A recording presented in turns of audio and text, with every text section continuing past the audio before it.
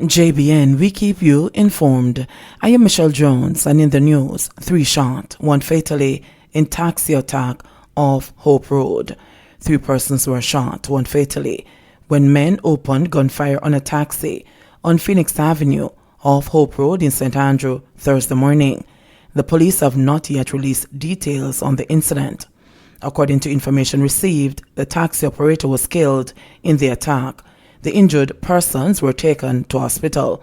The shooting occurred sometime after 8 o'clock. Police inspector charged with indecent assault. An inspector of police who is accused of holding down a female subordinate inside a police facility and trying to have sex with her has been arrested and charged with indecent assault. Inspector Delroy Farron, 52, was arrested yesterday morning following a ruling by the Office of the Director of Public Prosecutions, ODPP.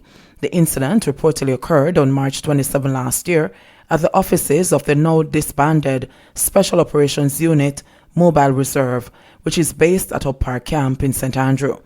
Farron was later placed before the Kingston and the St. Andrew Parish Court and was granted bail in the sum of $300,000 following an application by his attorney Peter Champagny.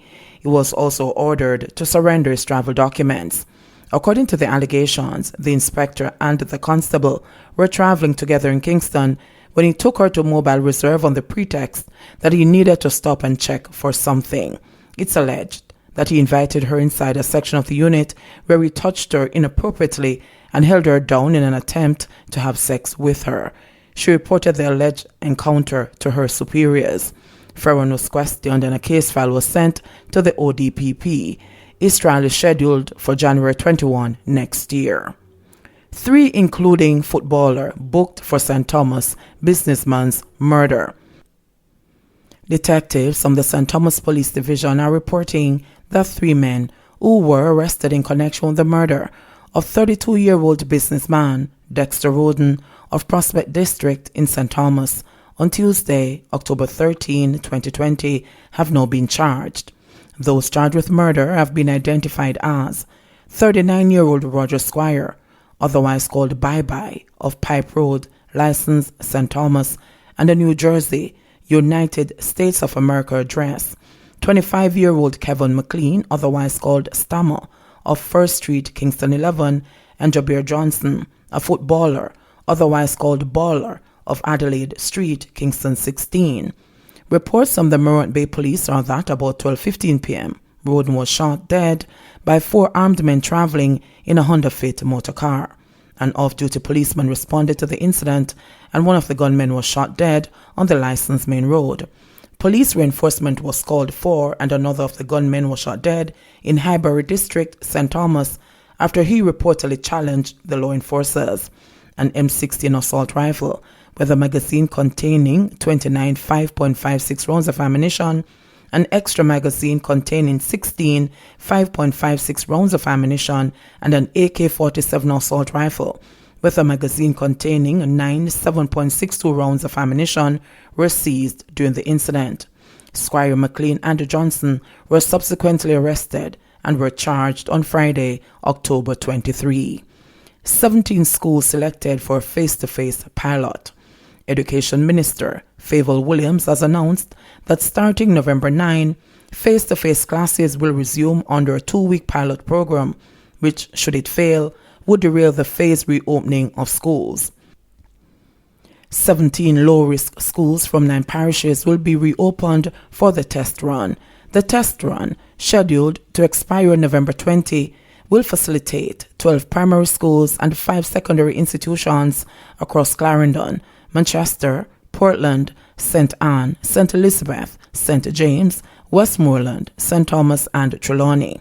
The ministry is currently consulting with principals of the selected schools.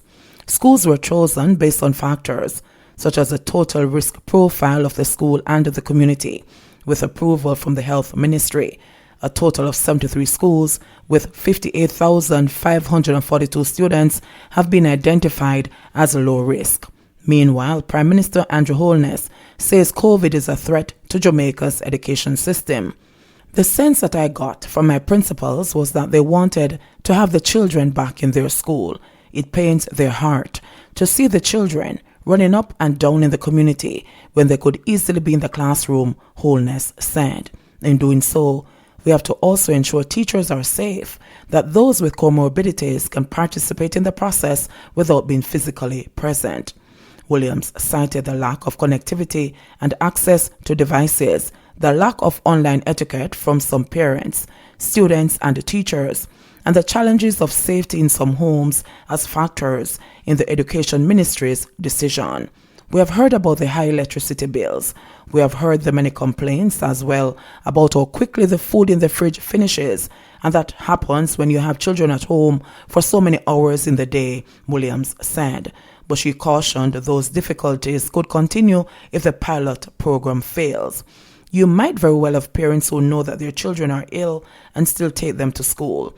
These are the kinds of behaviors which will make it bad for everyone else, because if the pilot goes wrong, there is no way we could continue to reopen schools, Holness said. Delivery of lessons via virtual classes, audiovisual platforms and learning kits will continue for other schools. The Education Ministry has also asked that schools provide masks for students who lack them and not to turn away students in masks that don't match their uniforms. Vehicle with public health inspectors stoned in Manchester. A vehicle with public health inspectors from Manchester was reportedly stoned on Tuesday night in Alligator Pond. The team has been visiting flooded areas in the community to carry out vector control activities. Chief Public Health Inspector for Manchester, Charmaine Palmer-Cross, said that the matter was reported to the police. What we did last night, we actually communicated with the police regarding the missiles that were thrown at our vehicles, and the police will be going back into the areas today just to make some general announcement and remind persons of the consequences that could occur as a result of the action that they took last night.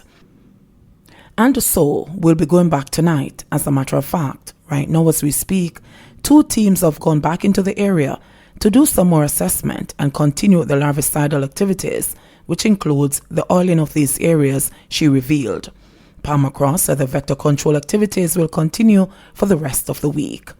COVID deaths surpass 200 as Jamaica records 76 new cases.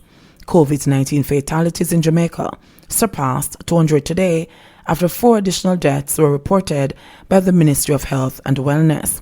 The COVID-19 death toll now stands at 202, following the deaths of 2 St. Elizabeth men ages 34 and 90, as well as the death of a 45-year-old woman from St. James and a 38-year-old woman from Westmoreland.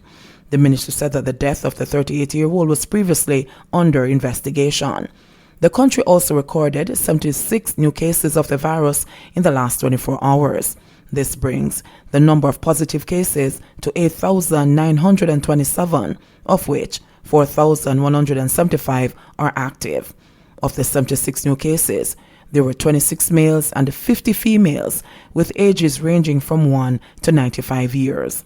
The country also recorded 50 more recoveries, bringing the number of total recoveries to 4,429. Police not very hopeful businessman will be found. The police in St. Elizabeth say they have little hope in recovering the body of businessman Andre Burnett, who is presumed dead after he went swimming in Treasure Beach, St. Elizabeth on Sunday and has not been seen since.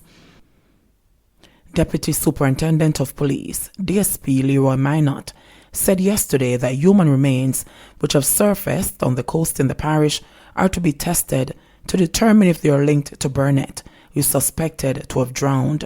The search continued into yesterday, but nothing concrete has been found.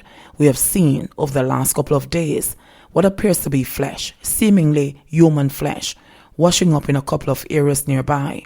So a DNA test will be done eventually. So that's the direction we're looking in, DSP Minot said. Burnett, a popular marketer, is said to have gone on a weekend getaway with his family and went for a swim at the beach linked to the resort where he was a guest. He was reportedly waist deep in the water, known for its strong undercurrents, when he was covered by a wave. An alarm was reportedly raised by family members, but the 34-year-old Balaclava native has not resurfaced. As days go by, it's not looking so positive in terms of us retrieving the body. If there's signs or an indication, there's even more suggestive given that we're seeing what appears to be portions of body parts washing up. So it's not looking very hopeful, said Minot. The police said on Monday that they were unable to carry out a search and rescue operation immediately after the incident, citing inclement weather. The Jamaica Defense Force was called in to provide assistance. Burnett, a Monroe College old boy, is among 3 people to have lost their lives as the outer bands of Tropical Storm Zeta impacted the island on the weekend. JBN, we keep you informed. Please remember to subscribe, like, share, leave us a comment, and click the notification bell to receive our daily news items.